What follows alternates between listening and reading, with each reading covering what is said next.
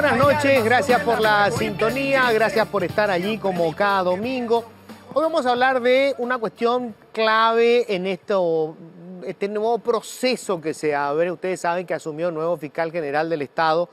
Y vamos a hablar de la Fiscalía del Ministerio Público, de los dramas que tiene hoy el Ministerio Público. Es probablemente uno de los pilares fundamentales para que funcione la democracia y sobre todo para que funcione el sistema de justicia en el país. Vamos a hablar con tres profesionales destacadísimos sobre este tema y sobre los desafíos que tiene el nuevo fiscal.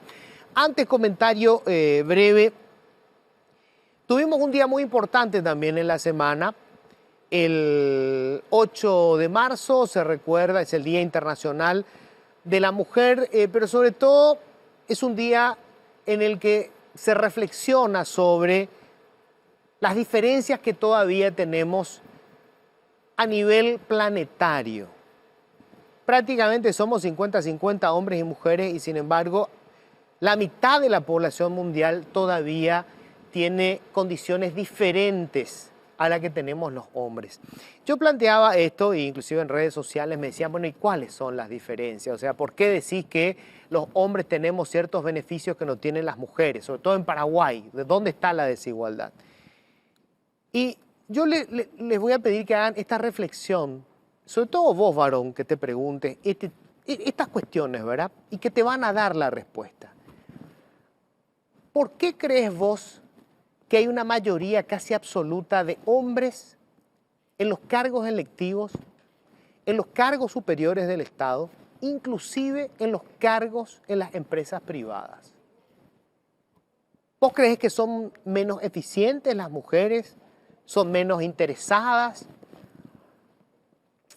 En los últimos años, el número de mujeres que ingresan a la universidad no solamente igualó, superó al de los hombres. Cuando vos ves los resultados académicos, hay una mayoría de mujeres que están en los cuadros de honor. Y cuando ves las disputas por las becas, también hay una mayoría de mujeres. Sin embargo, en la ocupación de los cargos de relevancia, hay una mayoría absoluta de hombres. No pasan del 13% el grupo de mujeres. ¿Por qué? Y hacete esta otra pregunta. Si sos padre, yo soy padre, tengo hijas. Si vos fueras padre o sos padre y tenés un hijo y una hija, ¿dejarías que tu hija salga de la casa a una fiesta sola después de la 1 de la mañana o después de las 12 de la noche? Con tu hijo lo harías sin problema.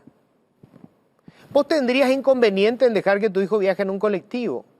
Probablemente tendrías algunos peros al dejar que tu hija viaje en un colectivo. ¿Por qué?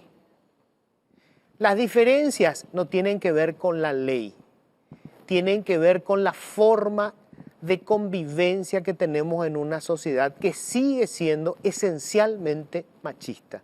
Y el machismo no es solamente una cuestión que tenga que ver con la legislación o que tenga que ver con los salarios, tiene que ver con todo. Y principalmente, tres cuestiones que te dejo para cerrar. ¿Quién se encarga de los quehaceres de la casa? ¿Quién se encarga de cuidar a niños y ancianos? Y tercero, en una relación, ¿quién cree que tiene la propiedad sobre quién? Incluso cuando la relación se acabó. ¿Por qué crees que hay una diferencia abrumadora en contra de las mujeres cuando hablamos de la violencia intrafamiliar? Las diferencias existen. Y para que eso se pueda desmontar, quienes tenemos que asumir que esas diferencias existen somos nosotros, los hombres. Porque nosotros tenemos que renunciar a privilegios históricos, antropológicos, que hoy no tienen razón de ser. Bienvenidos, esto es Políticamente Incorrecto. Y vamos ya directamente con quienes están hoy en la mesa. Estoy con José Casañas Levy, abogado. Doctor, ¿qué tal, José? ¿Cómo estás? Muy buenas noches, muchas gracias por la invitación, Luis. Disputando el espacio que deja Antonio Freitas en la Corte Suprema de Justicia. Así es, estoy en la postulación. El doctor Jorge Rolón Luna, abogado, doctor, hasta hace poco estuvo en la terna también para la Fiscalía General del Estado. Jorge, ¿qué tal? ¿Cómo estás? Muy bien, Luis, un gusto compartir contigo y con estos invitados tan importantes esta mesa. Y el abogado Jorge Vasconcelos, bueno, un referente del derecho, una persona a quien se consulta sobre una cantidad de temas. ¿Qué tal, Jorge? ¿Cómo estás? Muy buenas noches para usted, para los compañeros del panel y la audiencia. Bueno, quiero arrancar con una cuestión muy simple. ¿Cómo evalúan lo que fue la administración de Sandra Quiñones que acaba de irse? Bueno, yo esperaba muchísimo más. Yo conozco a la fiscal general de mi época de fiscal cuando era asistente de ella. Yo tenía otra idea y otra esperanza. Y la verdad que me quedo absolutamente desorientado y muy preocupado.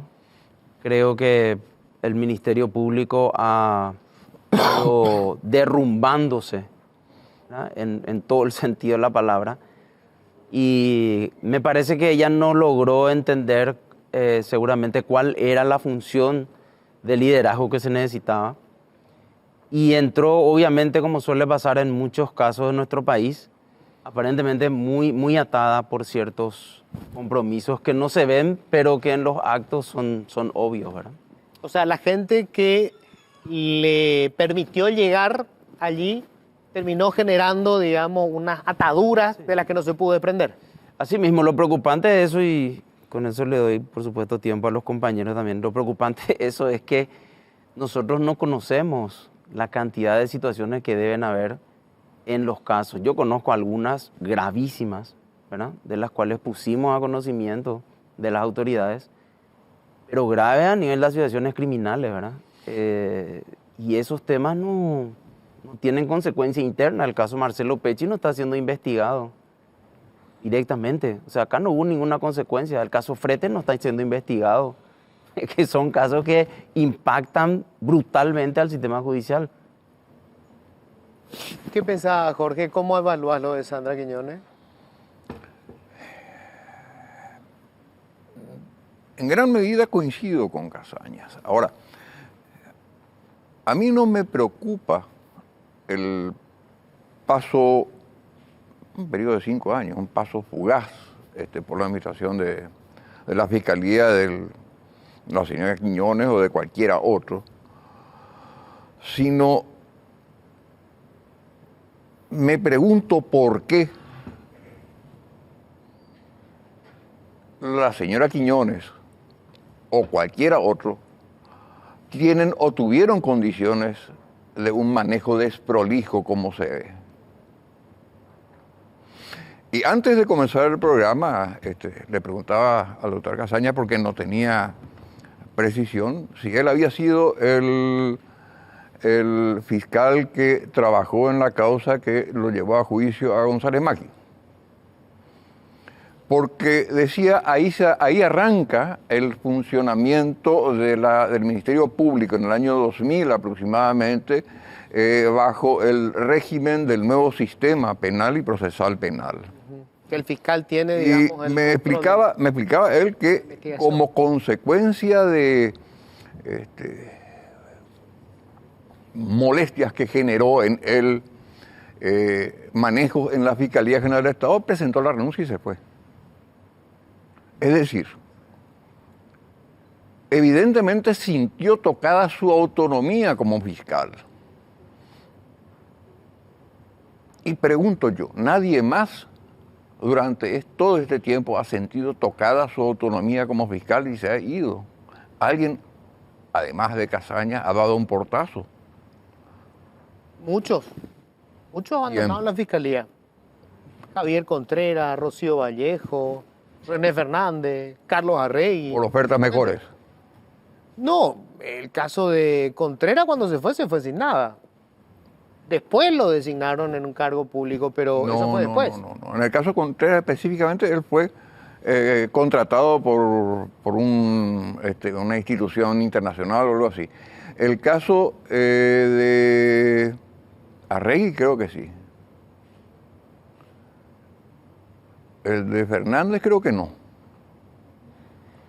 No, pero de cualquier manera contamos con los dedos en 23 años. Mira, mi pregunta es, ¿vamos a criticar al chancho o a quienes dan de comer? Yo creo que tenemos que criticar a todos. Y a mí lo que me preocupa, de lo que he visto en el curso de la semana, es que los discursos y el discurso de Asunción de Emiliano Rolón tocan un montón de temas muy interesantes, pero se han olvidado, Emiliano se ha olvidado específicamente, de hablar de la autonomía de los agentes fiscales. Porque la salud del Ministerio Público depende de la autonomía de los agentes fiscales. Una autonomía que se ha perdido. Quiero llegar a eso porque vamos a desmenuzar después qué es lo que pasa, ¿verdad? Yo quería arrancar nomás con la evaluación rápida. ¿Vos qué lectura tenés de lo que fueron estos 5 años de Sandra Quiñones? ¿Más de lo mismo? ¿Fue peor? Bueno, yo creo que el Ministerio Público en esta etapa post-Constitución del 92 fue perfilando, ¿sí?, una serie de características no del todo, digamos, republicanas y propias de un Estado de Derecho. Y bajo Sandra Quiñones eso ha sido un proceso que se ha acendrado, digamos. Entonces, si antes veíamos que el Ministerio Público imputaba a una persona porque un comisario le llamaba al fiscal y el fiscal ni siquiera lo tenía a la vista al sospechoso y no tenía ningún elemento para hacerlo, esas cosas se hacían y peor en este tiempo, se han hecho y peor. Se potenció, digamos. Se potenciaron esos rasgos que se iban perfilando y que obviamente han habido excepciones a lo largo del tiempo. Yo quiero hacer esa precisión. Sí, acá a mi lado estaba un fiscal ilustre y una persona con quien uno puede tener sus diferencias sobre algún tema en particular, pero su integridad como funcionario no la pondrían en duda en ningún momento. Y así han habido otros fiscales, muy pocos. Pero ese rasgo represivo, retributivo, aflictivo que la Fiscalía tiene para con los imputados y que se expresa en pedidos indiscriminados, por ejemplo, de prisión preventiva, que hace que nuestro país tenga el récord en América Latina y esté en el top 5 en el mundo de países con presos sin condena, por un lado.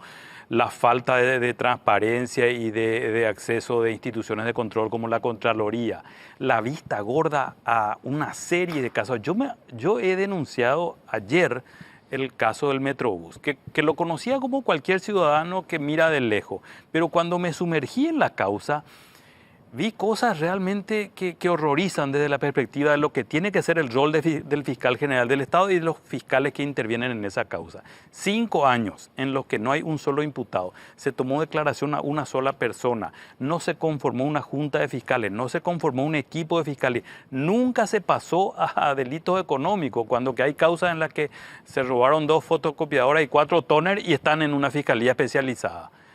Y la fiscal general del Estado que mira que transcurren los años y una causa emblemática por el monto de lo defraudado al Estado, por el impacto social que tuvo en los frentistas y porque se frustró una necesidad vital de la ciudadanía de Asunción y área metropolitana, que es un mejoramiento del transporte público. Y eso está absolutamente empantanado. Y causas como esa, tenemos la causa de tortura en Ciudad del Este, 35 ciudadanos apaleados en el peor episodio de tortura y violación a los derechos humanos de la transición y posterior a la transición. Algunos dicen que esto ya no es transición.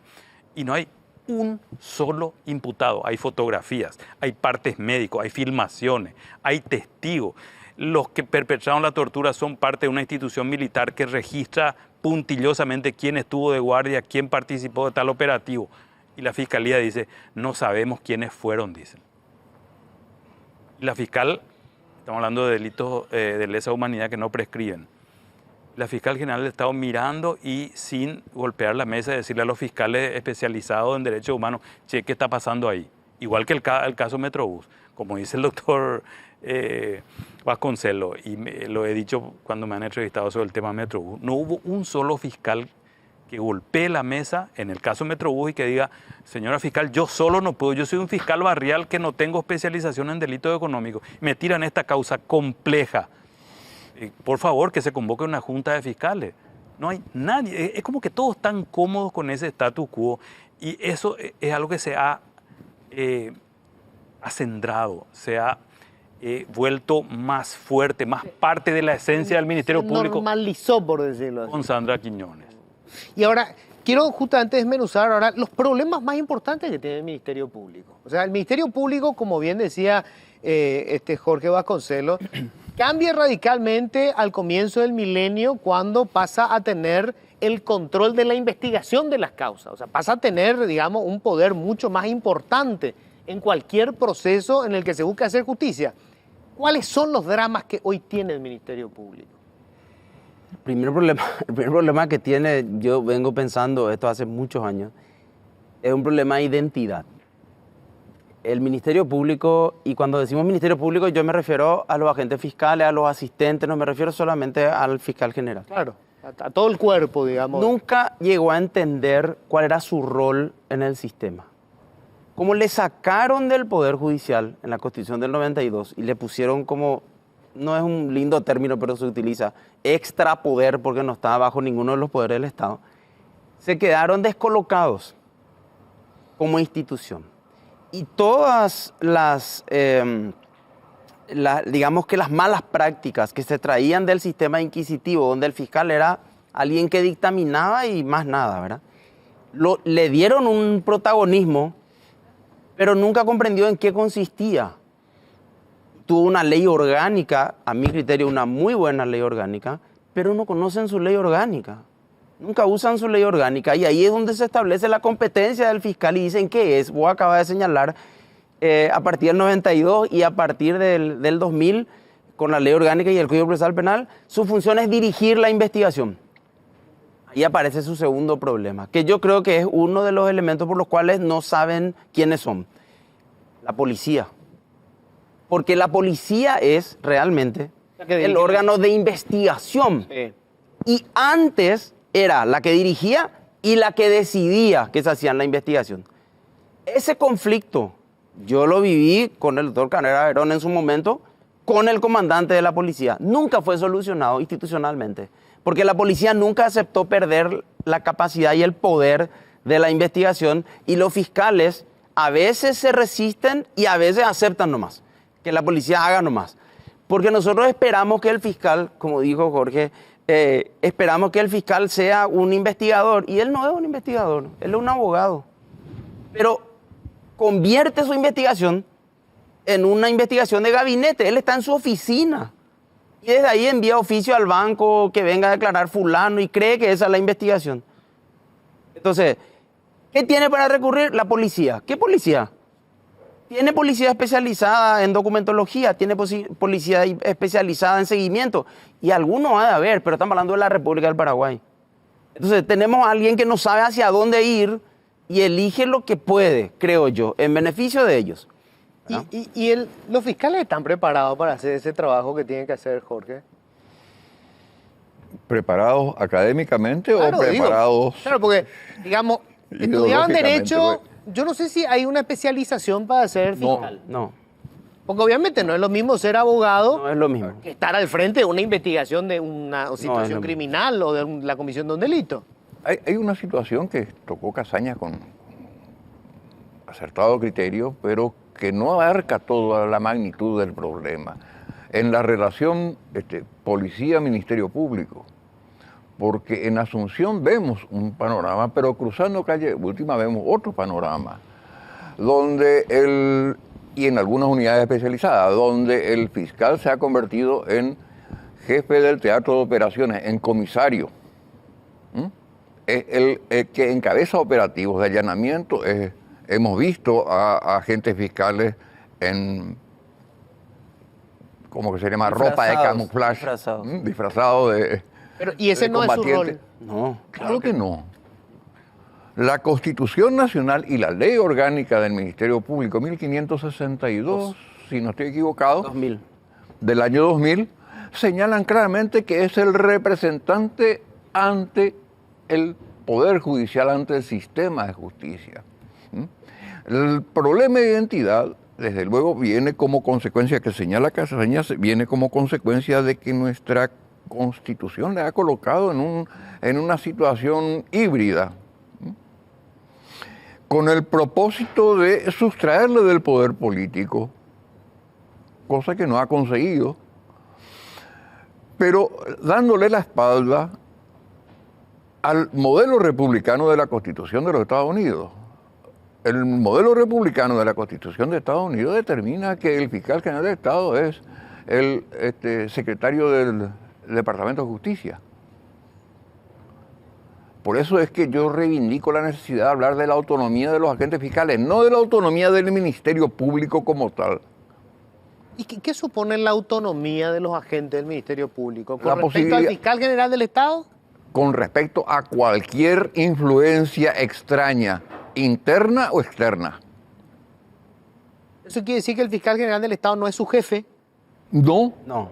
a mí me da, iba a decir asco, pero me da miedo cuando escucho fiscales y exfiscales que se refieren y se referían al fiscal general del Estado como el jefe. Sí. Porque yo lo escucho así, ¿verdad? Es más, Tiene creía- facultades disciplinarias, pero no es su jefe. El agente fiscal, para decirlo crudamente y literalmente, es titular de la acción penal. O sea, él es el responsable ante la sociedad de presentar los cargos ante un juez. Él es y nadie más. nuestro representante. Nadie más. No es representante del fiscal general del Estado. Y toda esta historia que se plantea con el caso Metrobús o con otros casos que significan de que no se haya enviado a delitos económicos, que se haya enviado todo eso es consecuencia de una suerte de feudalización del Ministerio Público, al igual a lo que ocurre en el Poder Judicial, donde el señor feudal determina quién va a recibir cada expediente y el expediente no se mueve si es que el fiscal general no determina. Sin embargo, existen regulaciones internas del Ministerio Público que dicen cuáles son los expedientes que deben, o las causas que deben ir a delitos económicos, cuáles deben ir a unidades ordinarias. Que por otro lado se han destruido las unidades que se diseñaron inicialmente, y me habrá de corregir si estoy equivocado, se diseñaron con 3 agentes fiscales por cada unidad. Hoy eso ha desaparecido. Y la idea fundamental era evitar de que la recusación de uno vaya a paralizar la investigación, de que la ausencia de uno, la imposibilidad de uno que vaya a una audiencia, a un juicio, vaya a generar la postergación del juicio, que sean unidades dinámicas. Eso ha desaparecido. Ahora son departamentos estancos. ¿Y cómo hacemos para, primero, devolver la autonomía, ¿verdad? Segundo, que los fiscales tengan la preparación para semejante tarea, porque caramba, lo que tienen es muchísimo poder, o sea, pocas figuras seguramente en la administración pública tendrán tanto poder como un fiscal. Y tercero, y le pregunto también esto a Jorge, ¿cómo evitar de que se armen estas roscas? Porque la sensación que uno tiene es que se armaron estos feudos, ¿verdad? Donde hay un hay un fiscal general adjunto que tiene este feudo, y allí se hacen negocios y en realidad todos responden a ese fiscal, ese virrey del Ministerio Público. Bueno, ocurre que es un tema que no hemos abordado aún aquí en esta mesa, y ese tema se llama corrupción interna. Sí. ¿Sí? La corrupción interna dentro del Ministerio Público se sostiene sobre la base también de un esquema reticular. Son redes, ¿sí?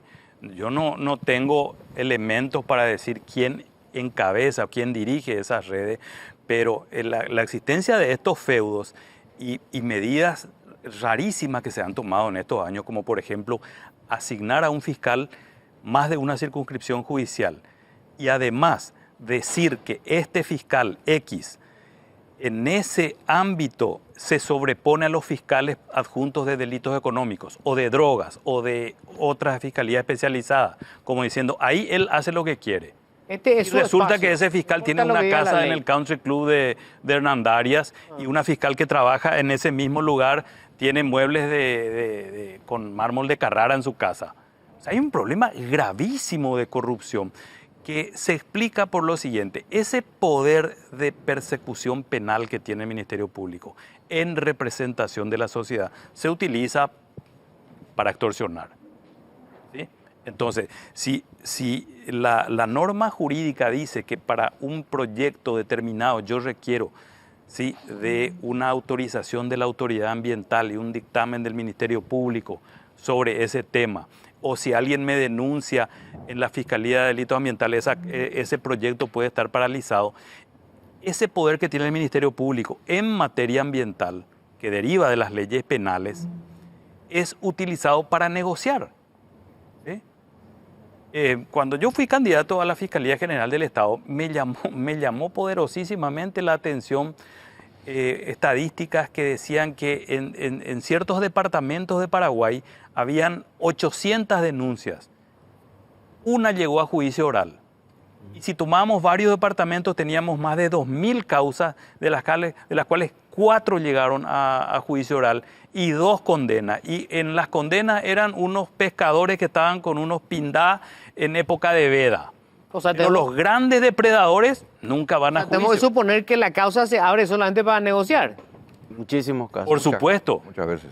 Por supuesto. No para conseguir una condena ni para... ¿Sabes hasta en qué el Ministerio Público ha tenido fiscales que se han dedicado a recaudar únicamente en los controles de alcotest? Estamos hablando de prácticamente una ocupación, una fuerza de ocupación que se vale de la policía para hacer negocios conjuntos en cuestiones aparentemente nimias, como manejar con un poco de alcohol más de la cuenta encima, la protección del medio ambiente o la lucha contra los grupos criminales que se dedican al tráfico de droga o el contrabando de cigarrillos o lo que fuere.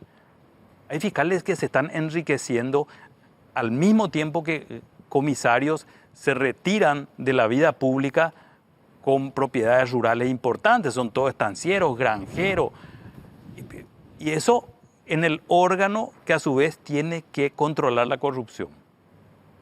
Entonces no te preguntes, no hace falta preguntarse por qué la corrupción sigue tan campante en Paraguay si no pueden solucionar los problemas de corrupción interna. Es muy sencillo, el fiscal general de Estado en algún momento dado le tiene que preguntar a todo, bueno, ¿dónde vive usted? ¿Cuál es su casa? Claro. Tengamos un sistema de inteligencia ¿Por qué interna que nos diga por qué se compró una camioneta de $180,000. Tengo que hacer la pausa, pero este es un tema que vale la pena desmenuzarlo, ¿verdad? En todas las instituciones, digamos, importantes en los países desarrollados, hay lo que se llama un departamento de asuntos internos. Pero por supuesto. ¿Verdad? Yo también me pregunto, a veces le están entrevistando a un comisario y se baja de una camioneta, parece una nave espacial. Es decir, ¿cómo hizo para comprarse semejante cosa? O sea, y fiscales que efectivamente, ¿verdad?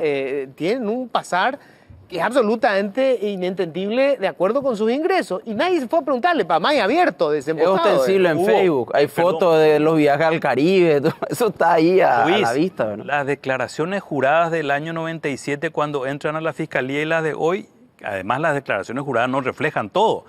Son inexplicables los aumentos en términos patrimoniales. Bueno, ¿quién controla a los controladores? Exacto. Una cuestión clave es cómo desmontar la corrupción del Ministerio Público. Porque, a ver, cuando nosotros hablamos de desmontar la corrupción del Estado paraguayo, la pieza clave es la Fiscalía, es el Ministerio Público. Entonces tenemos que empezar, bueno, ¿cómo desmontamos la corrupción del Ministerio Público? Y pregunto, ¿la ley no establece un departamento de asuntos internos? ¿No hay quien tenga que estar fiscalizando y controlando a los agentes del Ministerio Público? ¿Puedo contar algo al respecto? Sí. Brevemente. Hay una dependencia que se llama Inspectoría General que le hace reír acá al doctor Casaña. Que estaba pensando en eso. Sí, no, pero porque la anécdota a veces, lo anecdótico explica. La Inspectoría General, justamente, la Inspectoría General tiene funciones preventivas y represivas e investigativas en materia de corrupción interna. El hecho de que vos no lo conozcas y el hecho de que yo hace 3 días llamé a un fiscal y le pregunté cómo se llama el inspector general porque lo quiero recusar y apartar de mi denuncia, y que este fiscal no sepa quién era el inspector general, nos dan la pauta. Y además, a sabiendas de que la corrupción es un problema grave en el Ministerio Público, nos dan la pauta de que eso no está funcionando. Y este señor está hace décadas ahí. Está hace más de 10 años. Es evidentemente funcional a una operación de encubrimiento de la corrupción interna. Nadie lo conoce, es un tipo intrascendente porque no hace nada, pero ese órgano ya existe y tiene facultades que le otorga la ley orgánica al Ministerio Público muy importantes en materia de prevención inclusive de la corrupción. O sea, dentro del Ministerio Público debe ser la segunda persona con más poder, después Sí. del fiscal general del Estado. Sí. Pero nosotros no sabemos de quién se trata. Y hace 10 años que está ahí. Sí. ¿Y cómo se hace esto? ¿Cómo hicieron en otros países, Jorge, donde funciona el Ministerio Público? Es la policía. ¿Cómo es eso? Claro. Hay un control recíproco. El Ministerio Público a la policía y la policía al Ministerio Público. O sea, la policía le puede investigar al Ministerio Público. Claro. La policía puede seguir, espera un poco, estos 3 fiscales compraron 4 camionetas. ¿Quién en un si mes. no? ¿Quién si no? Y lo puede hacer en términos legales. Es su obligación. Lo que pasa es que yo tuve la experiencia de trabajar en el programa Umbral y era responsable de la coordinación del módulo del Ministerio Público. Se trabajó en el laboratorio forense. El único tema en el cual no se pudo avanzar fue ese, el del control interno. No había caso. Y el más importante. Se le enviaban notas, se le pedía al fiscal general que por favor esté él presente, porque vos necesitas liderazgo ahí para hacer eso, porque es un tema muy sensible. Nunca se iba, le designaba a un funcionario de otra, ¿verdad? Y se iba él, no, hoy no podemos, no mañana. Y en algunas oportunidades que pudimos sentarnos a hablar, una de las cosas que yo les planteé es, si realmente queremos cumplir con el objetivo de un control interno, porque lo que ellos hacen, como dice Lole, hay dos unidades. La inspectoría es una que tiene tema disciplinario y la otra es de control de gestión, que le llaman, ¿verdad? Son 2 oficinas. El de control de gestión lo que hace es avisarle a Alto Paraná que se va a ir en tal fecha para que tengan lista su carpeta fiscal. Y se van entre 3 funcionarios y anotan cuántas páginas tiene, cuántos imputados hay. Nadie sabe qué pasa después de eso, ¿verdad? Por supuesto que el fiscal no le va a tener respeto a alguien que viene de inferior jerarquía y le va a revisar su causa. Y por supuesto que algunas causas seguramente no van a estar ahí. Entonces, la única solución que se ha encontrado hasta hoy en la humanidad del sistema de control es, no tiene que estar ahí adentro, tiene que estar fuera. Y tiene que ser independiente absolutamente, porque puede investigarle también al fiscal general del Estado, que es lo que yo dije en mi audiencia pública la otra vez. Nosotros no podemos decir que combatimos contra la corrupción y miramos el organigrama de la Corte y tenemos una oficina de ética con 3 personas. ¿Cómo ellos, bajo el poder de la Superintendencia de Justicia, van a revisar las actuaciones de un ministro de la Corte? No lo van a poder hacer jamás. Entonces, como dice Jorge, se tienen, y como decía nuestro querido Elio Vera, se tienen el nombre ahí por la pared. Pero vos tenés que ver qué función tiene y qué capacidad tiene. Como que, no sé, Bierzi arme un equipo de ética empresarial y yo que soy su empleado voy a formar parte del equipo. Imposible. Y le voy a acusar. Claro. Qué disparate. Y eso, ¿cómo se cambia? ¿Es una cuestión de la ley? Sí, de la ley. Es una cuestión de la ley. Sí. O sea, hay que darle, digamos, separar. A la ley orgánica hay que autonomía. modificarle y darle autonomía absoluta, pero nadie quiere eso, Luis. Cuando eso se discute en las comisiones del Congreso, aparecen los proyectos del Ministerio Público, o sea... ¿Qué pasaría si viene un fiscal general y dice, voy a cambiar al inspector general, lo convoca a ese nuevo inspector general después de nombrarlo y le dice, libertad absoluta para investigar a todos? Pero no va a tener fuerza tampoco, ¿Por qué? porque no tiene la categoría de un fiscal. Pero la eficacia va a depender de la voluntad del fiscal general del Estado. Claro. ¿Y qué pasa si es él? Yo no soy no El soy muy último- creyente en el poder de los papeles. El anteúltimo fiscal general del Estado está preso. O sea, él era el que tenía que ser investigado. Por eso. Sí. ¿Qué hacemos cuando el fiscal es el principal, digamos, la cabeza? Yo estoy convencido que es la policía la que debe hacer. La policía. Sí, y tiene condiciones para hacerlo. Pero y la policía también tiene un problema de corrupción. Igual, interna. el mismo problema, claro. Peor tal vez. Sí, Claro, pero funcionan parecidos, porque Sí. el Ministerio Público, de la misma forma que la policía cambia, traslada a un comisario cuando... sí. Igualitos, igualitos. también trasladan acá agentes fiscales. Hay agentes fiscales que han recorrido toda la República por problemas de esta naturaleza. De corrupción. Y ocurre en el sistema penitenciario también. En parte yo, algunas de las cosas que creo que generan esta situación tan deprimente es que cuando se cambió el procedimiento penal en el año 2000 y se empezó a trabajar un poco antes, nunca los que tomaban el Ministerio Público entendieron que el sistema de investigación había cambiado. La investigación moderna no se puede hacer en una oficina. No se puede hacer con un asistente que toma declaraciones que nadie entiende o que tiene un error ortográfico. La investigación moderna es otra cosa hoy. O sea, el fiscal tiene que salir a la calle. No sé si a la calle, pero tiene que ser mucho más proactivo de lo que es. Y nosotros lo que hicimos, y todos acá conocemos el procedimiento anterior, era todo el trabajo que hacía el juzgado de primera instancia en lo penal, pasó a la unidad fiscal. Y ellos se convirtieron en una secretaría, como era antes, de un juzgado. O sea, el procedimiento escrito con todos sus vicios que tenía, se trasladaron. Entonces el fiscal nunca entendió que había otro tipo de investigación. Por eso cuando vos mirás hoy los juicios, los pocos juicios, aunque ellos dicen que son muchos, pero los pocos que llegan, importantes, vos decís, pues, ¿cómo no presentó tal prueba? ¿O cómo tiene ese defecto probatorio? Es porque las técnicas de investigación nunca llegaron al Ministerio Público. Se designan fiscales, pero los fiscales llegan a su oficina y siguen haciendo trabajos de gabinete. Y sobre la vinculación política, o sea, Jorge hablaba hace rato de la necesidad de la autonomía del fiscal. Creo que muchos de la audiencia se estarán enterando recién del poder que tiene realmente un fiscal, de qué tan importante es el agente fiscal para nuestra legislación. ¿El origen es político normalmente? Sí. ¿O no? Sí, ¿Y sí, cómo se hace para desvincular eso, para que después no responda a los intereses de los grupos políticos que lo pusieron ahí? Yo siempre traigo a colación al recuerdo de alguien que para mí es modelo, Archibald Cox. Archibald Cox ¿Quién es él? fue fiscal designado para el caso Watergate. Para el caso Water, Estados Unidos, sí. 3 veces Nixon tuvo que intentar presionarlo para que pare la investigación, no paró. Prefirió dar un portazo y denunciar el hecho. Es decir, la autonomía Tiene que ver con la probidad. tiene que, sí, claro, con las Ahora, pero condiciones. estamos nosotros como el griego y la linterna Entonces, buscando el hombre honesto, ¿verdad? No, lo que necesitamos es, O la mujer honesta, claro. que el liderazgo establezca las condiciones para que surjan.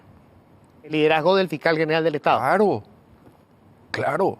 El día que el fiscal general del Estado deje de revisar un cuaderno de investigación y se preocupe de dar lo que dice su ley orgánica, directrices generales, y establecer las condiciones de evaluación de desempeño como corresponde y no como hoy se da, entonces la gente va a tener interés en modificar sus conductas, en modificar sus costumbres. Hoy hay causas penales sin imputación que tienen 10 años. Sí. Yo tuve una de 7 años. No se tomó la decisión. Después fue senador, el fiscal y todo eso, pero 7 años, una carpeta de investigación. ¿Cómo ¿Por qué? ¿Cómo cambiamos esto? ¿Por qué se hace eso? ¿Por Y qué? se hace eso porque solamente si es que hay luz verde, hay imputación. Luz verde. O sea, aprobación política. Digo, Claro. todo esto que vimos, que Y escuchamos. si ¿cómo? imputa, se siente obligado a llegar a juicio, aunque no tenga elementos, casos testigos de sobra, porque si el mismo fiscal sobresee, terminada la etapa de investigación, tiene un puntaje inferior en la evaluación Sí, eso es increíble. interna del Ministerio Hay Público. parámetros que se establecieron en algún momento por darle más puntos a alguien que acusaba que a alguien que no acusaba. Pero, Disparate. pero aparte el proceso de selección, si vamos a analizar esto en un contexto más amplio, el proceso de selección, inclusive para fiscal general del Estado, tenía como gente muy bien puntuada, fiscales que nunca obtuvieron condena en su vida. ¿Sí? 2, un hombre y una mujer, estaban ahí arriba en ese proceso de selección que supuestamente era objetivo. Pero nunca nadie evaluó su desempeño. O sea, hay fiscales que han pasado por fiscalías adjuntas importantes, derechos humanos, fiscalía de delitos ambientales, no obtuvieron nunca condenas. En el caso de la Fiscalía de Derechos Humanos, que yo sigo muy de cerca, no hay imputaciones, y no en una causa testigo, en 20, en 30 causas no hay imputaciones. Y cuando llegan a juicio oral pierden la prueba más importante y Walter Bauer sale absuelto. Y luego lo premian a este señor con un cargo de camarista en la justicia electoral. O sea, el propio sistema nos dice, pero vamos a mirar un poco este tipo, ¿qué hizo cuando estuvo en tal lugar? ¿Sí? Porque la fiscalía es vista también como un lugar de paso para luego ser juez y luego ser camarista, eventualmente ir a la corte. No hay vocación de fiscal. El fiscal tiene que tener una vocación. Pero, Pero eso es porque y además debe entender que tiene roles distintos. Muy bien para lo que estaba Porque diseñado. Porque funciona. Una de las cosas que yo dije cuando me preguntaban sobre el tema de qué tendría que hacer Emiliano Rolón, bueno, él sabrá lo que tiene que hacer, pero yo pienso que el Ministerio Público, igual que el Poder Judicial, tiene gente muy capaz y muy meritoria, que nunca es reconocida. Si vos querés cambiar un monstruo como ese, como el Ministerio Público, tenés que elegir las personas calificadas y meritorias y tenés que armar un equipo de trabajo. Y ese equipo de trabajo, porque él solo no lo va a hacer, tiene que dedicarse a transformar eso, y aunque le lleve 5 años, pero tiene que empezar ese proceso interno. Si no empieza ese proceso interno, él va a ser un buen fiscal que no cometió ningún acto de corrupción, pero el Ministerio Público va a seguir teniendo su sistema feudal, como dijo Jorge, y esto no va a cambiar, ¿verdad? ¿Y cómo se eligen los fiscales, Jorge? Porque yo a veces tengo que decir, a veces estoy sorprendido, grato, cuando entrevisto a un fiscal, porque realmente derrocha conocimiento y además vos te das cuenta de que se trata de un investigador que quiere saber cuál es la verdad de los hechos, no es que está queriendo tener el resultado que la opinión pública quiere o que algún sector de la prensa quiere, porque eso ocurre también. Pero a veces converso con alguna gente que yo me pregunto cómo terminó la Facultad de Derecho. Es más, a veces me pregunto cómo terminó la secundaria. ¿Cómo es que se produce esa selección de...? El Consejo de la Magistratura. El mismo órgano que ha elegido a Sandra Quiñones, que ha elegido a Díaz Verón, que ha elegido el mismo órgano. Van a decir, no, pero ahora está fulano, está mengano. Volvemos a depender de individualidades. Hay que cambiar ese modelo. O sea, está fracasado ese modelo constitucional, pero yo me resisto a decir, pues mi primera idea hace unos años era, no tenemos otra, tenemos que trabajar en la Constitución. Pero después también pensé, bueno, pues tenemos que ser un poco creativos, o sea, hay que crear también leyes que le pongan límites a lo que hoy sabemos que existe. El punto es si hay liderazgos políticos que están dispuestos a hacer eso. Yo tengo una hipótesis al respecto del tema de la selección de magistrados. Incluyo en la categoría magistrados a defensores, fiscales y jueces. Y la he puesto por escrito, escribí un par de artículos al respecto. Y decía básicamente que venga el sistema que venga, mientras no cambiemos la cultura política en nuestro país, esto va a seguir igual. Porque hay una cultura política que dice lo siguiente: yo tengo un poco de poder y tengo que obtener el máximo beneficio para mí y para mis secuaces. ¿Sí? Las cuestiones de interés público en un tercer, cuarto o quinto lugar, si es que existen. Pero hoy creo que hay cosas que podemos cambiar y que debemos cambiar. Una de las cosas que debemos cambiar es, independientemente de que permanezca o no el Consejo de la Magistratura, es borrar de un plumazo ese cupo que tienen los abogados en el Consejo de la Magistratura. ¿Sí? Yo sé que eso es una cuestión que tiene rango constitucional, pero hemos visto que eso solamente ha permitido la captura del Consejo de la Magistratura o fracciones de poder dentro del Consejo de la Magistratura por estudios jurídicos. ¿Sí? Y eso es evidente que no va a cambiar ni mañana ni pasado mañana. La propia representación de las universidades es algo que ha fracasado. ¿Sí? La Facultad de Derecho, una de la cual yo provengo, es un aguantadero, ¿sí? De mediocres y de corruptos, que a su vez tiene su brazo largo en el Consejo de la Magistratura. ¿Y a quiénes ponemos en vez de ellos? Pero Y hay que cambiar eso. ¿qué es el Consejo de la Lastimosamente, Magistratura? ¿Qué es el Consejo de la Magistratura? es un Una órgano oficina de empleo. colegiado que tiene una representación de Una alguna oficina manera de empleo, corporativa. Es Una oficina de corporativo, es empleo. un órgano que tiene Lo obliga a las personas... raigambre fascista, si queremos analizar desde el punto de vista de su realidad es una- naturaleza ideológica. Le obliga al doctor Casaña a que vaya a presentar sus títulos académicos. Que van a ser evaluados por gente mucho menos preparada que él. Sí. ¿Sí? Y con intereses espurios, además. Porque tal vez sean menos preparados que Casaña, pero si fueran honestos, No estarían ahí. no, digo, estaría bien al final del día. No todos pueden ser tan preparados como el doctor Casaña. Pero lo que quiero decir es que aparte de ser gente mediocre intelectualmente y académicamente y que no llega por méritos ahí, o sea, miremos la trayectoria de algunos de los que han llegado ahí, es gente que está ahí para medrar, ¿sí? Que recauda. Este país tiene el grave problema de que todas las instituciones que tienen algún ápice de poder se utilizan para exprimir, se exprime a los presos, por ejemplo, en el sistema penitenciario, se extorsiona a los ciudadanos a través de la policía y la fiscalía, y en el Consejo de la Magistratura se obtienen ventajas a través de colocar a tal o cual persona. Y con esto cierro esta parte. ¿Por qué tenemos fiscales, jueces y defensores tan mediocres en muchos casos? Porque muchos de ellos llegan ahí de favor y después tienen que pagar el favor de haber sido puestos en lugares para los cuales no tienen merecimiento. Empezando por Sandra Quiñones. Y eso ¿Por con qué Sandra Quiñones sentencia, congelando? actuó de la manera en la que actuó en todos estos años? Porque sabía que en un país que funciona bien, ella no hubiera llegado a ser fiscal general del Estado nunca. Ahora, ¿quién es responsable de su designación? La clase política. ¿Quién? Nombre y apellido. Los que estuvieron en el Consejo de la Magistratura en ese momento, el presidente de la República, No hay. el Senado. Porque este sistema está diseñado para diluir la responsabilidad de quien designa. En el sistema republicano es el presidente de la República el que asume la responsabilidad de la designación.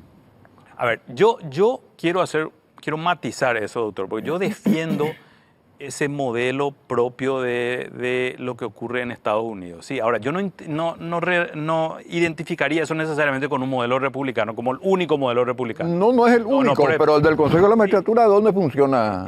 ¿Qué ocurre? Y creo que alguna vez conversamos sobre esto, Luis, porque yo estaba como candidato en ese entonces. En Estados Unidos, ¿qué ocurre? El presidente de la República nombra al secretario de Justicia, que es el Attorney General.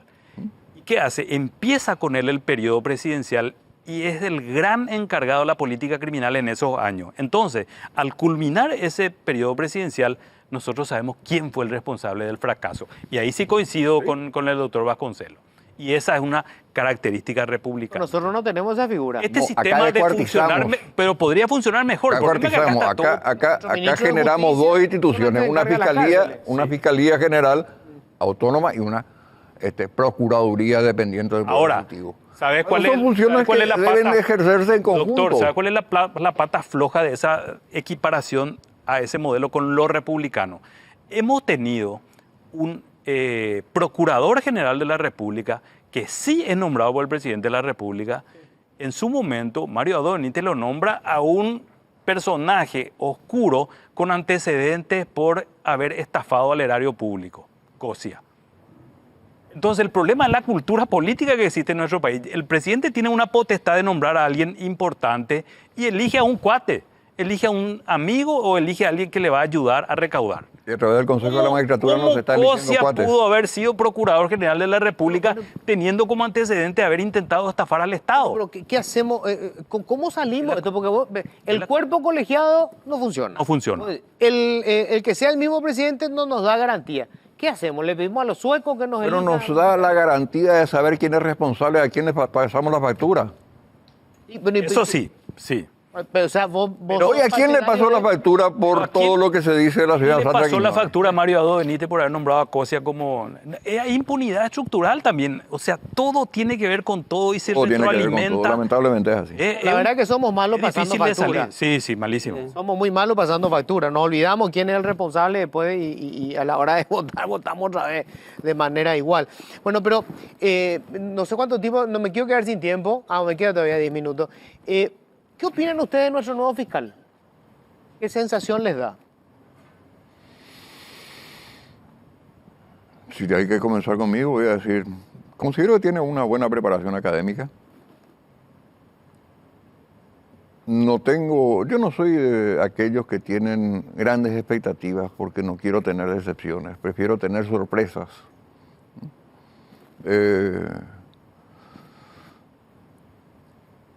Si tiene la concepción republicana que proclama en sus discursos, creo que van a producirse cambios, pero no quiero aventurarme a hacer pronósticos. ¿Cómo lo ven ustedes? Es una sensación, me parece muy conservador Emiliano Rolón, me da esa sensación, o sea, yo creo que tiene que ser alguien más disruptivo, pero es una opinión de alguien que mira desde fuera. No escuché nunca nada en contra del doctor Emiliano Rolón, o sea, todo el mundo coincide en que es un hombre honesto, lo cual ya es un buen punto y demasiado importante. Pero ¿cómo lo ven ustedes? Yo lo conozco hace mucho tiempo porque es colega, junto con Jorge también, de la Escuela Judicial, es del área en la cual yo también enseño. No es amigo mío, pero sí es alguien con quien suelo hablar. Coincido totalmente con el doctor Vasconcelos, es una persona académicamente preparada. Está ingresando a un mundo absolutamente distinto del que proviene. Proviene de una Cámara de Apelación por muchos años, fue juez de primera instancia. Y está ingresando a un órgano que tiene su propia vida, sus propios feudos, como dice el doctor. Y probablemente en su peor momento. En su peor momento, que es lo más difícil. Yo tengo una idea, una esperanza sobre ese punto y tratar de ver el lado positivo del lugar donde él proviene. Hubo históricamente un problema en el Ministerio Público que es que por más que el fiscal general le recomendaba o le decía, yo creo que de esta terna, esta es la persona indicada para lo que ustedes van a elegir, la Corte hacía lo que quería con la terna. Y le decía, sí, es muy lindo, y le designaba al que ellos querían. Ese siempre fue un problema. Pienso que hoy eso puede cambiar, porque Emiliano Rolón tiene mucho conocimiento de los miembros de la Corte, y yo creo que ellos le van a escuchar eso. Y si él sigue su línea de ser una persona que respeta la meritocracia, la preparación y la honestidad, pueden haber cambios interesantes. Pero fuera de eso, yo espero que él entienda que este es el momento de choque. Espero que entienda eso. Si no entiende eso, el monstruo se lo va a comer también a él. Jorge. Bueno, yo conozco también a Emiliano desde hace mucho tiempo, no tengo una relación muy cercana con él, pero sí tengo algún tipo de relacionamiento a lo largo de los años. Lo considero una persona correcta, honesta, bien intencionada. Pero suscribo tu comentario. Yo lo veo así con un talante más bien conservador en un lugar donde hay que golpear la mesa y hay que hacer cambios radicales. Ahora, si uno compara a Sandra Quiñones con Emiliano Rolón está a kilómetros de distancia de eso. En latín podríamos decir tuishá la diferencia. Tuishá la diferencia.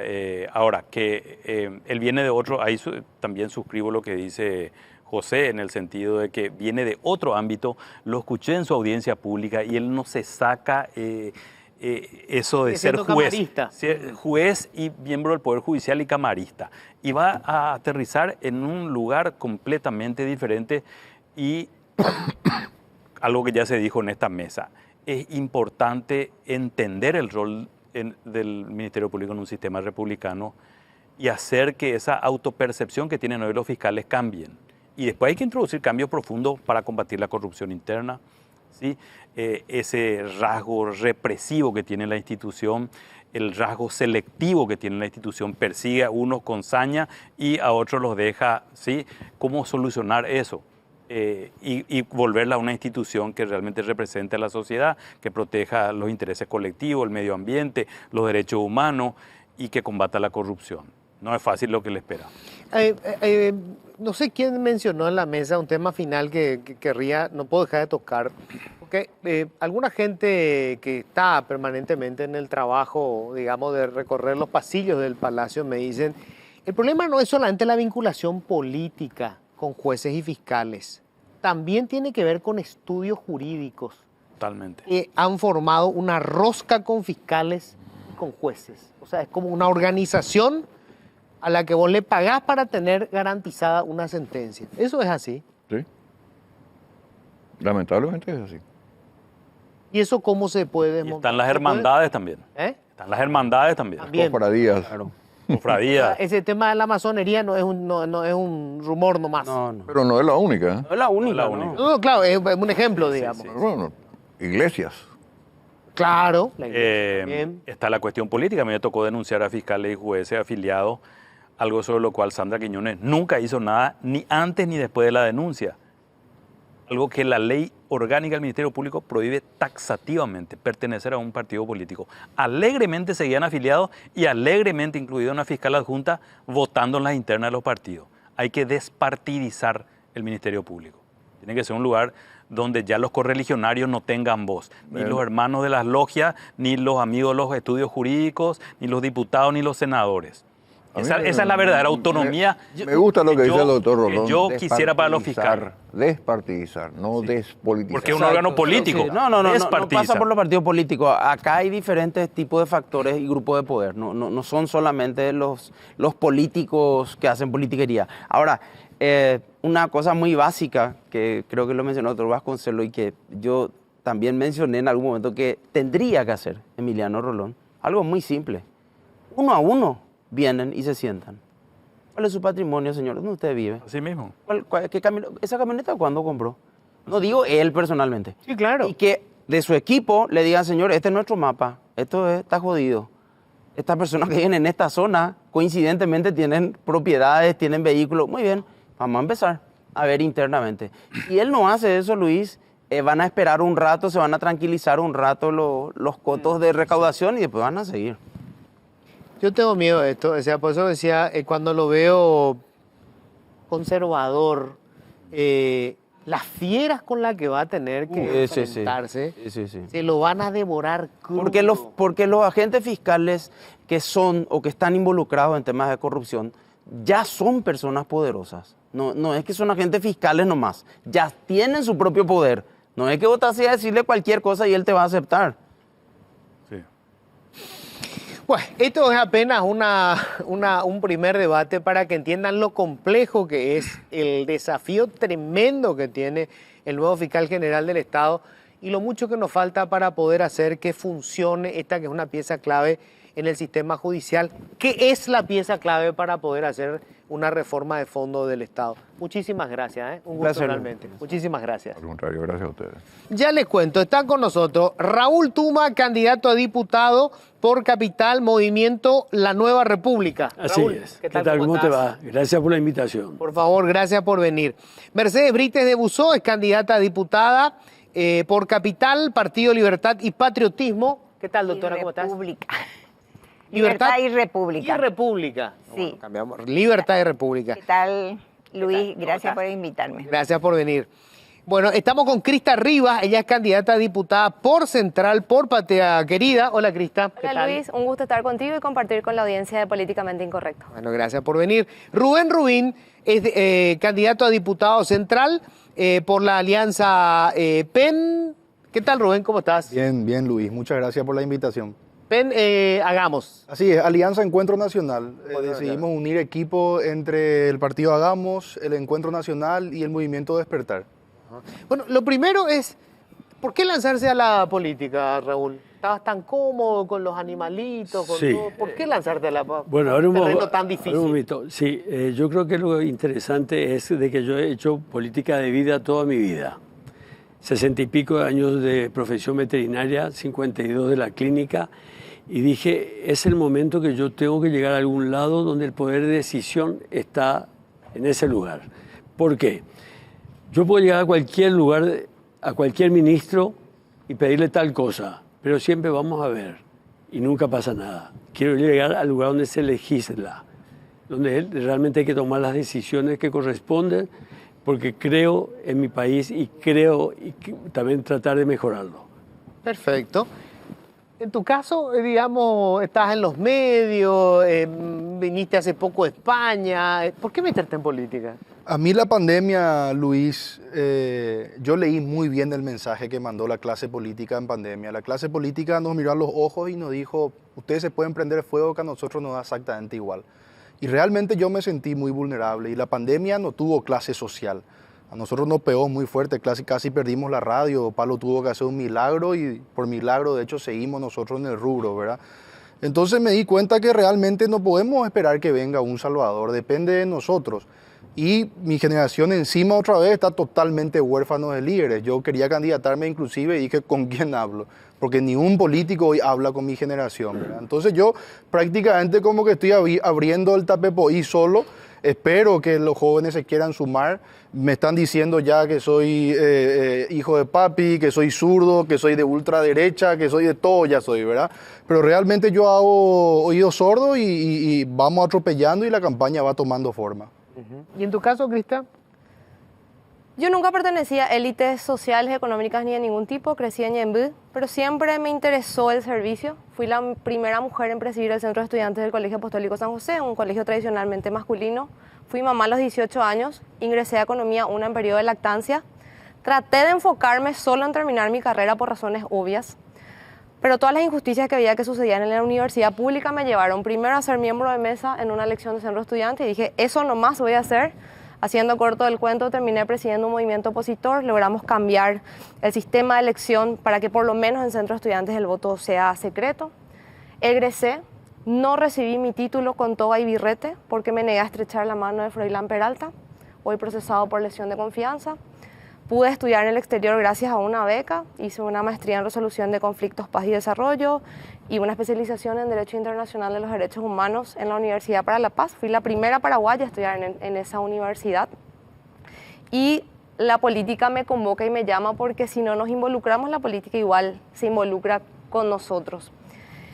Y la historia de mi vida es ver pequeñas oportunidades, tomarlas y salir adelante. Yo quiero generar más oportunidades para los paraguayos y paraguayas que se esfuerzan y que el esfuerzo sea para sobresalir y no solo para subsistir.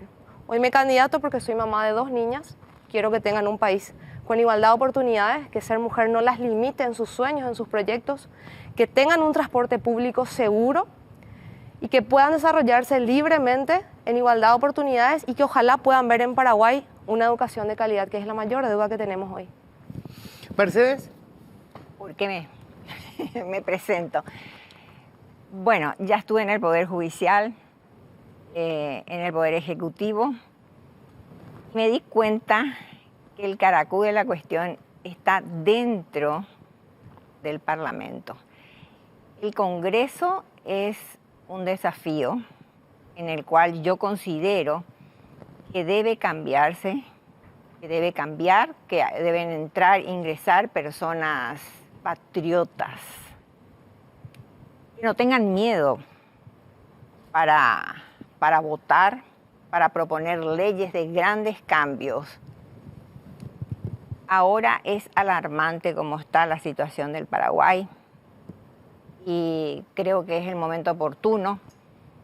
Tenemos una deuda que después te puedo pasar por teléfono que tengo acá, exorbitante. Se roba 6 millones de dólares por día, entre comillas, malversación de fondos. Eso implica muchísimo dinero. Y la suba de impuestos, que nuestro partido no está de acuerdo con subir más impuestos, ni crear más impuestos que el 10% del IVA. Reducir el Estado contra vientos y mareas, porque nosotros no necesitamos esa cantidad de funcionarios públicos que son como ventosas que le están tragando a la población, pero firme y con mano dura. Perfecto. ¿Cómo van a financiar su...? Esto es un tema dramático cuando se tiene que hacer política porque los partidos tradicionales, sobre todo, ponen un montón de plata. Hoy está la plata del narco, hoy está la plata del contrabando, hoy está la plata del cigarrillo. O sea, hay demasiado dinero para hacer campaña. ¿Cómo pretenden financiar su campaña para tener alguna posibilidad de éxito, de entrar? Por mi parte, yo declaré que iba a gastar en las internas 30 millones, terminé gastando 15 más o menos, la gran mayoría en combustible, porque decidimos hacer una política de campo, ¿verdad? La gente que me sigue en las redes sociales sabe que por lejos soy el candidato a diputado por el Departamento Central que más recorrió el Departamento Central. Entonces, tiramos la casa por la ventana en combustible, no da más que eso, ¿verdad? Y ahora en las generales declaré que voy a gastar 200 millones de guaraníes y realmente no creo que llegue, ¿verdad? ¿Eso que es un ahorro tuyo? Un ahorro préstamo? mío. Yo Ahorro tuyo. realmente antes de ser candidato a diputado, yo estaba bastante bien, Luis, no me puedo quejar, estaba ganando más que un diputado nacional honesto, ¿verdad? Vale la aclaración. Ahora justamente el tema de ser influencer, estar en los medios, las marcas invierten bastante bien en ese rubro, entonces no me puedo quejar. A mí siempre me gustó lo comercial, entonces salía a vender 24/7, tenía una muy buena plataforma digital y monetizaba muy bien ese espacio, ¿verdad? Y vas a gastar tu ahorro. Voy a gastar en realidad, sí, O sea, tu presupuesto es 200 millones. el ahorro que mi señora me permitió gastar, ¿verdad? Me dijo, hasta acá. Y yo le digo, pero gorda, no hago nada con esto. Y bueno, entonces anda a tocar puertas, me dice, porque eso ya es de Benja y de Rafa, ¿verdad? Me dice de tus hijos, ¿verdad? Entonces sí, un poquito limitado el presupuesto, comparás con la clase política tradicional y se te ríen, ¿verdad? Ok. O sea, nosotros vamos a gastar más o menos 90 millones de guaraníes en publicidad, ¿verdad? Cuando ellos te van a gastar por arriba de los 2.000, muy probablemente. ¿Y vos, Cristian? Si vas a entrar en el juego de competir contra la billetera de ellos, vas a perder. Ni intento competir contra ellos, sinceramente. Nosotros apostamos a generar contenido creativo. Como te dije, fui mamá muy joven. Hoy mi hija es mi CM, obviamente es voluntaria. Y ella me dijo, mamá, tenés que hacer TikToks, vos sos muy buena para eso. Y descubrí un talento. Algunos se hicieron virales, entonces a partir de esos contenidos, justamente hoy empieza nuestra campaña de recaudación. Nosotros estamos pautando 0 hasta el momento, vamos a empezar a pautar ahora. Apostamos fuertemente a redes, porque es lo que más me permite llegar, ¿verdad? O sea, los otros espacios de verdad están fuera de mi presupuesto.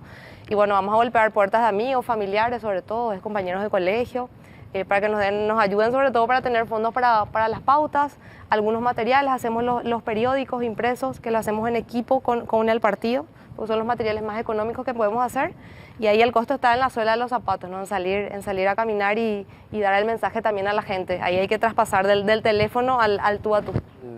¿Y en el caso tuyo, Raúl? Bueno, personal, hasta el momento. ¿En tu bolsillo? Sí, hasta yo le puse un tope de 40 millones. Yo creo que nosotros que estamos trabajando hace muchos años en Paraguay, la gente que conoce la trayectoria, yo creo que no hace falta demasiado para poder llegar. Sobre todo lo que es la parte animalera, todo lo que uno quiere hacer en la vida y sobre todo un proyecto que dije que algún día me tengo que volver a bañar en la Bahía de Asunción, antes que sea una cloaca y que nos espante a todos los asuncenos. Entonces yo digo que con eso, con el conocimiento de la gente, yo tengo muchísima gente que me está apoyando, tengo el gremio veterinario, tengo la gente de francés, de todo tengo. O sea que yo creo que con 40 millones llego largo. Mirá vos. ¿Y en tu caso, Mercedes? Bueno, yo soy la cenicienta del grupo. Acá son todos pobres, vamos. Yo no estoy de acuerdo con las grandes publicidad y propaganda. No considero que se empapele y se ensucie la ciudad de afiches. Me parece horrible. No estoy de acuerdo, ¿verdad? Y yo estoy apostando con las redes sociales. Tengo una mamá de 101 años que está espléndida. Hola, mirá vos. Y soy única hija. En consecuencia, no estoy en condiciones de invertir mucho dinero porque la jubilación de ella, que recibió de mi papá, no te vas a caer de espaldas, son 1.600.000 guaraníes, ¿verdad? Y con eso ella no hace patria, ella tiene un gasto de $2.000 mensual. En consecuencia, si yo quiero achicar el Estado, si yo quiero apostar por la reducción de las deudas, de impuestos, yo tengo que empezar a trabajar por mí misma. Conmigo yo tengo que generar la manera en que pueda llegar a la gente. Pero yo tengo un plus, Luis, que fui magistrada 5 años y fui magistrada no de gabinete, de la calle. Trabajé en la calle, con las puertas abiertas. Y de eso pueden dar fe todos los periodistas, la ciudadanía. he rescatado niños en estado de abandono. Tengo varios resultados positivos, ¿verdad? De niños. ¿Vos crees que la gente ya te conoce y no vas a necesitar gastar dinero? No, independientemente a lo que me conocen, claro que hay que volver a hacerle memoria de mi trabajo. Los abogados me conocen. Si yo tengo que repartir volante en la vereda del Poder Judicial, yo no tengo inconveniente, porque fui una magistrada de puertas abiertas.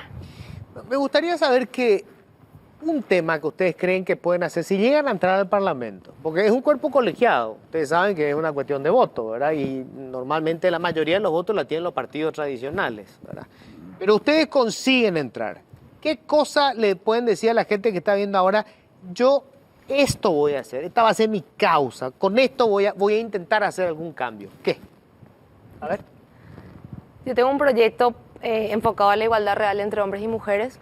Ahí hay un paquete de leyes que tenemos que trabajar, pero el que yo creo que es más urgente, es el de que los permisos de maternidad y paternidad sean complementarios, flexibles y equitativos, de manera que si la mamá necesita volver al ámbito laboral a los 2 meses, pueda hacerlo y el papá pueda quedarse y generar apego y el vínculo con el niño, porque como reflexionamos siempre, el rol de la mujer o las dificultades que tenemos las mujeres para incursionar en política, en el ámbito laboral, pasan mucho porque todavía todo lo que tiene que ver con la casa recae sobre nuestros hombros.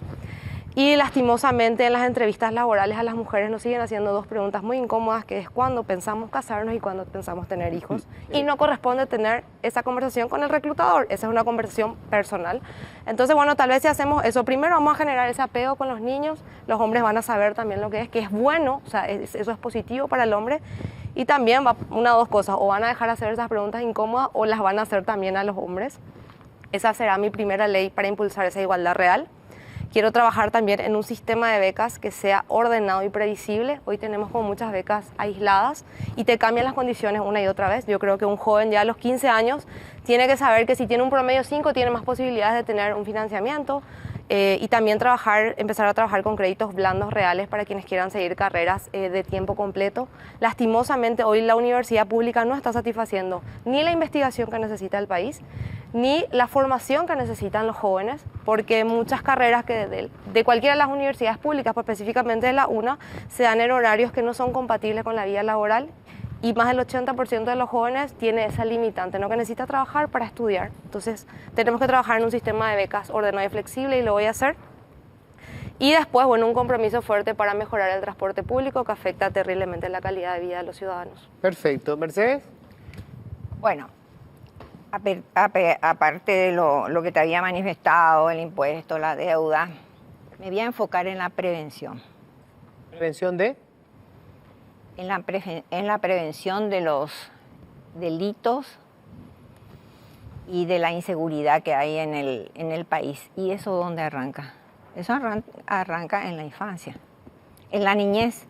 Si nosotros no apostamos con políticas públicas por la familia, por los niños, nosotros no vamos a salir, cada vez vamos a construir más cárceles. Pero desde el Parlamento, ojo. Desde el Parlamento, ojo, con legislaciones. ¿De qué tipo? ¿Cuál va a ser tu planteamiento? Por ejemplo, en el Ministerio de la Niñez, ¿por qué que era una secretaría de la niñez se convirtió en un ministerio donde se agrandó más el presupuesto? ¿Por qué no se trabaja con menos gente? Se crea, por ejemplo, el Ministerio de la Familia, porque en este momento tanto los niños como las personas de la tercera edad están totalmente no tienen medio. La jubilación, el problema de la jubilación es un problema muy serio. A ver, entonces, un proyecto, ¿cuál sería? ¿Eliminar el Ministerio de la Niñez? Y englobar y hacer el Ministerio de la Familia. Ok, perfecto.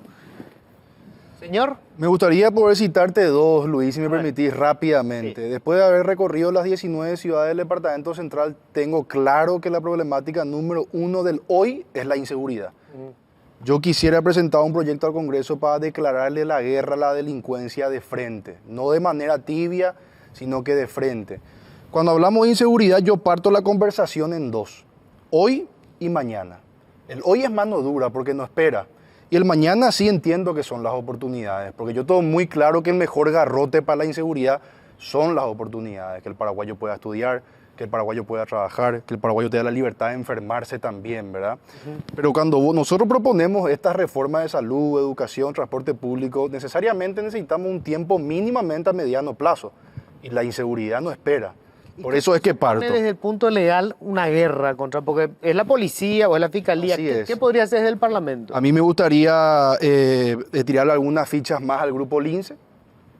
También me gustaría partir el organigrama militar y crear la policía militar. Ya estoy teniendo conversaciones con militares y también con policías para saber cuál es el camino a tomar, pero a mí me gusta porque, por ejemplo, cuando estamos en Crear una policía militar. Exacto, porque nosotros estamos en Ciudad del Este, por ejemplo, los perros le sacan el dedo del medio al policía. ¿Cruzan la frontera a Brasil? Sí, señor, al policía militar, ¿verdad? Entonces me parece que hay que apoyarle a la autoridad, darle apoyo y legitimidad, ¿verdad? A nuestra policía. Mientras, ¿por qué yo quiero una policía militar, Luis, y apoyar al grupo Lince? Porque mientras tenemos que enfocarnos en una reforma a nuestra Policía Nacional. Entonces sería declarar la guerra a la delincuencia en Paraguay y seguridad, punto número 1 en central. Correcto. Segundo punto, gasto público. No estoy inventando nada. El presidente de Uruguay ya propuso esto y funcionó bastante bien en Uruguay. Quisiera que el siguiente presidente le vamos a instar desde el Congreso que el Ejecutivo pise la pelota y que le inste a sus ministros también que durante 15 meses no se contraten más funcionarios públicos. Tenemos una superpoblación de funcionarios públicos y ahí te saltan algunos y te dicen, no, y que los docentes. Este proyecto de ley contempla 3 excepciones. Vos podés contratar personal de blanco, vos podés contratar policías y vos podés contratar docentes. Yo quiero más policías, lo que no quiero son más asesores. Yo quiero más docentes, lo que no quiero son más secretarias, lo que no quiero son más oficinistas. Eso es lo que no quiero.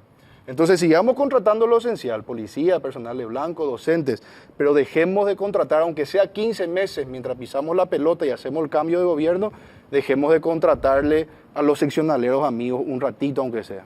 Perfecto. Raúl. Bueno, 3, el 2 yo 3. Primero, un control a las ONG. Realmente es terrible la cantidad de plata que se pierde y que no sabemos a dónde va tampoco, ¿verdad? Y uno de ellos también en la parte de la niñez, ¿verdad? Que también va a ir. El feudo es. Así mismo, es un feudo. Segundo, el tema de todo lo que es para la defensa de los animales, la ley 4840, agrandar un poquito más la penalización a 5 años de cárcel y porque con 2 años salen enseguida y plata para pagar no tienen. Y tercero, la Bahía de Asunción. Quiero bañarme otra vez en la Bahía de Asunción. Perfecto. Cortito, sí o no, ¿verdad? Ya tengo la respuesta de Mercedes. ¿Hay que tocar el sistema tributario? Decís, no, nada. Sí. Como el sistema tributario, yo te dije que no. Eliminar totalmente, quedarnos con un solo impuesto. ¿Cómo con un solo impuesto? Y el impuesto, el IVA y chao, nada más. Con eso nosotros ya no podemos arreglar. No podemos nosotros seguir otro impuesto. A ver, el pobre cuando consume paga impuesto selectivo al consumo, impuesto a la renta, IVA. Impuesto al valor agregado. IVA. Pero el rico no va a pagar sobre su renta. No, porque yo no estoy de acuerdo con con el impuesto a la renta. Al contrario, nosotros tenemos que procurar que se genere más trabajo, que el microempresario... El impuesto no es al trabajo, el impuesto es a la utilidad. Sí, pero vos le estás sacando... Yo gano sacando. buen dinero, yo pago más impuestos. Sí, pero vos le estás sacando, vos podés crear más trabajo. ¿Por qué te vamos a sacar nosotros a vos de tu ganancia? Vos sabés que eso va en contra de lo que se plantea a nivel mundial, que el impuesto directo sea la mayor parte de la recaudación y no el indirecto. No, porque nosotros vamos a arreglarnos suficientemente con el IVA. Que Ok, está bien. alcanza el 60% Eliminamos los otros impuestos y solamente IVA. solamente IVA. Perfecto. ¿Más o no, o más impuestos? ¿Hay que cambiar los impuestos o no? Ni un solo impuesto más hasta que no mejore la calidad del gasto público. En el 2004, 2003, el presupuesto general de la Nación andaba en los 4.000 millones de dólares. Hoy está en más de 14.000. ¿Mejoró en ese nivel la calidad del gasto público? Yo creo que no. Ahora, sacar el IRP, por ejemplo, no me parece, porque eso también ayuda a transparentar nuestra economía. Y esa es una materia importante que tenemos, ¿verdad? De que todos sepamos, porque si no estamos escondiendo ilícitos que terminan afectando otra vez al emprendedor. Ya. ¿Raúl? No, yo estoy de acuerdo también con que pagar un impuesto, ¿verdad? Yo viví muchos años en Europa y los impuestos son altísimos, pero también los servicios son excelentes, ¿verdad? Salud pública, educación, todo gratis. Y bueno, esperemos que algún día lleguemos a eso. ¿Rubén? Yo no quisiera hablar de subir impuestos hasta que por lo menos hablemos de cómo luchar contra la evasión de impuestos primero y sobre una buena administración también. Cuando yo vea que el gobierno realmente está intentando recaudar más de los evasores y administrar un poco mejor la plata, yo creo que ahí recién podemos meter el debate de más impuestos. El mismo BID nos dice, tenemos 1.600 millones de dólares de fuga anual de nuestro presupuesto general del Estado, cuando solamente el ministro de Educación la otra vez dijo que necesitaba 400 millones de dólares para solucionar todos los problemas de infraestructura de educación. O sea, tenemos 3, 4 veces eso de lo que se comen hoy la clase política. Entonces, impuestos no, hasta que haya una mejor administración. Correcto. Quiero un poco una opinión política también. ¿Qué opinan ustedes de que el gobierno de los Estados Unidos haya declarado significativamente corrupto al actual vicepresidente y al anterior presidente de la República? ¿Qué opinión les merece? A mí me parece una injerencia abierta en nuestra república. Nosotros somos independientes. Independientemente que yo quiero decir, no tengo absolutamente nada que ver ni con Carter, ni con Velázquez, nada, absolutamente nada, ni le conozco, ni tuve ninguna... ¿Para vos es una injerencia? Total, es un atrevimiento, me parece que, mirá si nosotros vamos a los Estados Unidos abiertamente a decirles que no. Yo creo que cada país, si no funciona la fiscalía, es nuestro problema. Correcto. ¿Rubén? Yo creo que claramente el Estados Unidos le bajó el pulgar una vez más en nuestra historia, le bajó el pulgar al Partido Colorado.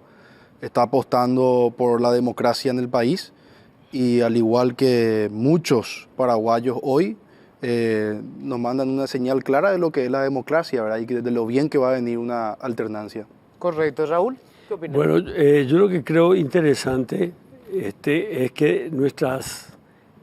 ¿Cómo puedo decir? Nuestra gente es la que debe decidir realmente si está bien hecha o no. Tenemos mucha cantidad de abogados que se dedican a ello, ¿verdad? Y la injerencia realmente nunca es buena. Correcto. ¿Y en tu caso, qué opinas? Vinieron a contar un secreto a voces, o sea, que los legisladores recibían un sobresueldo para aprobar leyes, o eso se sabía, y vinieron a confirmarlo. Yo no lo considero una injerencia. Creo que ellos tomaron medidas económicas porque vieron afectados su economía, porque estamos hablando de crimen organizado y nada más nos comunicaron, esta gente ya no puede hacer negocios con nosotros, punto. Bueno, para cerrar, yo les agradezco muchísimo. ¿Lista? Yo soy lista 19. Lista 19. Partido Libertad y República. Muy bien. Caballero. Lista 10, opción 1, la Nueva República, diputado por Asunción. Bueno. Crista Rivas, lista 8, opción 1 de Patria Querida. Lista 9, opción 1, Alianza Encuentro Nacional, color amarillo.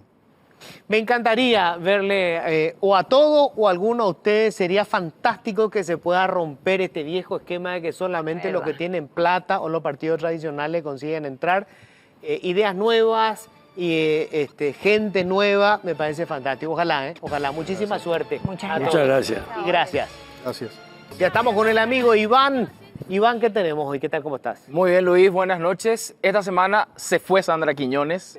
Después de muchos intentos de juicio político, nada prosperó. Salió por la puerta grande como quería ella, pero en realidad sabemos que fue por la ventana dejando un oscuro legado, incluso cayendo en viejas prácticas de sus antecesores, Díaz Verón, Cándida Amarilla, negándose a ser auditada por la Contraloría, a diferencia de lo que ella misma decía cuando realizaba una audiencia pública. Hoy parece que era otra la Sandra Quiñones que salía, por eso hablamos de Sandra Quiñones versus Sandra Quiñones, porque en el siguiente material vamos a escuchar lo que prometía cuando se postulaba para ser candidata a fiscal general del Estado y finalmente lo que dejó, ese oscuro legado de muchas causas cajoneadas que ahora esperemos se abran más temprano que tarde.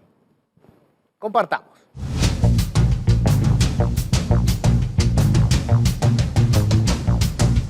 Sandra Quiñones Astigarraga dejó la Fiscalía General del Estado con decenas de causas cajoneadas, beneficiando principalmente al cartismo, sector político que la salvó en varias ocasiones de ser destituida a través de un juicio político. Entre las principales causas congeladas por la Fiscalía de Quiñones se destacan las denuncias en la bicameral contra Horacio Cartes y su hermano del alma Darío Messer. El caso del avión iraní que aterrizó impunemente en nuestro país para llevar cigarrillos de la tabacalera del grupo Cartes. Casos de torturas y asesinatos, entre las que podemos destacar el caso de los supuestos contrabandistas detenidos y golpeados por marinos en julio del año 2020. Y el atraco a la sede del Partido Liberal que terminó con la muerte del joven dirigente del PLRA, Rodrigo Quintana. El caso del fiscal Lorenzo Lescano, quien fue denunciado por supuestamente permitir la huida del país de personas involucradas en el esquema conocido como A Ultranza PI. El caso del fallido Metrobús. En el 2018 se presentó una denuncia por lesión de confianza contra el exministro de Obras Ramón Jiménez Gaona, pero el caso nunca fue investigado. El resumen que hicimos de las 3 comisiones bicamerales, más las otras causas que tienen que ver con el crimen organizado, hay causas por lo menos para investigarla, ¿verdad? Y para imputarla, y ya verán otros, y ojalá que no quede en la nada. Yo creo que todos los que somos funcionarios públicos, si tocas la plata pública, que encima sale del bolsillo, en Paraguay por la estructura tributaria, sale del bolsillo de la gente más pobre, tienes que ir a la cárcel, ¿verdad? Porque esa plata pública que se fue, que se malversó, que se hizo esto, aquello, no se fue a salud, no se fue a educación, no se fue a seguridad. Eso es lo que tenemos que empezar a entender. Y ella tiene muchos casos, ¿verdad? No solamente en su administración, sino que cuando se podía recuperar, ¿verdad? Ellos resulta que los fiscales con acta de imputación pidiendo sobreseimiento de gente de crimen organizado que son unos potentados en Paraguay.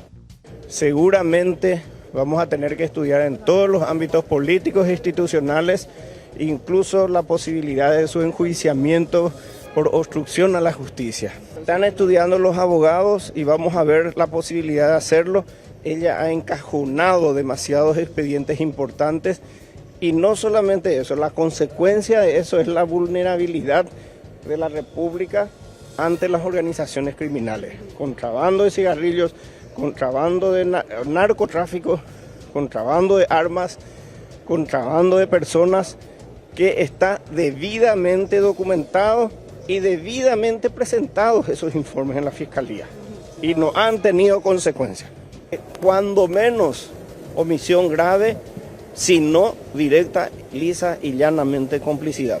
Lo del Metrobús es casi una emergencia porque existe una discusión sobre la prescripción o no de ese caso, ¿verdad? Y eso no puede quedar impune. En su audiencia pública ante los miembros del Consejo de la Magistratura, cuando Sandra Quiñones buscaba ocupar el cargo de fiscal general del Estado, había dicho con vehemencia que su gestión sería auditada por la Contraloría, ya que lo público es público, y que no temería en ser controlada ya que para ello percibe un sueldo. Sin embargo, 5 años después Quiñones cambió de opinión y cayó en viejas costumbres de sus antecesores que tampoco habían permitido una auditoría. Apostemos también como institución. Debemos ser controlados también. Y la primera persona que tiene que ser controlada dentro de la institución es el propio fiscal general del Estado. Y no me estoy refiriendo al actual titular, lo estoy diciendo en mi caso. Claramente les digo, ¿por qué debo temer a ser controlado? ¿Por qué debo temer a que la institución, el órgano de control, la Contraloría General del Estado venga y tenga que controlar? Soy un servidor público, me debo a ustedes. Lo público es público. ¿Por qué tengo que estar utilizando? Para eso me pagan, para eso tengo mi sueldo. ¿Por qué tengo que estar temiendo a que un órgano de control ingrese? y me audite, yo tengo que ser la primera persona transparente y así exigir a los agentes fiscales su transparencia. Pero aquella promesa quedó en el olvido, ya que mediante una nota remitida el pasado 1 de marzo, la ex fiscal general del Estado, Sandra Quiñones, informó a la Contraloría General de la República que los documentos requeridos para el inicio de un plan de auditoría fueron enviados al Tribunal de Cuentas de Segunda Sala en razón de su competencia. Ante la nueva negativa del Ministerio Público a rendir cuentas ante la Contraloría, se envió una nota al Tribunal de Cuentas para solicitar que remitan los documentos que se solicitaron a la Fiscalía para la ejecución de la auditoría. Como lo hicieron los anteriores fiscales generales, Quiñones optó por presentar sus rendiciones de cuentas en el Poder Judicial y no ante el órgano Contralor, según lo confirmó Camilo Benítez. Si nosotros le cercenamos competencias constitucionales a la entidad fiscalizadora superior del Paraguay, es tan grave como que mañana la Corte diga el Congreso no puede dictar más leyes o la Fiscalía no puede más hacer persecución penal. O sea, estamos hablando de este nivel de ridiculez, ¿verdad? Por eso no es un tema menor. Nosotros queremos mejorar nuestra percepción y tenemos que empezar por lo básico. Vamos a dejarle a la Contraloría que audite, que haga su control fiscal que le manda la Constitución que haga. ¿Desde cuándo la Fiscalía no puede ser auditada? No, el Ministerio Público accionó, desde que yo sepa, desde siempre, ¿verdad? No te podría decir, posiblemente desde la época de Candia Amarilla se habrán iniciado las acciones de la Fiscalía, que volvió a repetirse con Javier Díaz Verón y que lastimosamente con la doctora Sandra Quiñones, ¿verdad? Porque ella había prometido que abriría las puertas al control cuando asumió el cargo. Sandra Quiñones deja la Fiscalía sin que su gestión sea auditada por la Contraloría. Así mismo. Bueno, ahí está. Una vez más, nadie sobrevive al archivo, ¿eh? Lamentable, realmente, una institución democrática tan importante para el funcionamiento de la República que haya estado así durante 5 años. Ahora tenemos nuevas esperanzas, esperemos que no se caigan en los mismos vicios. Se hablan de muchos cambios que seguramente se verán en los próximos días. Esperemos, el nuevo fiscal general del Estado pidió por lo menos 100 días para que empiecen a notarse dichos cambios. Bueno, ojalá, ojalá. Gracias, caballero. A usted, señor. Nos vamos, que tengan todos un feliz resto de jornada.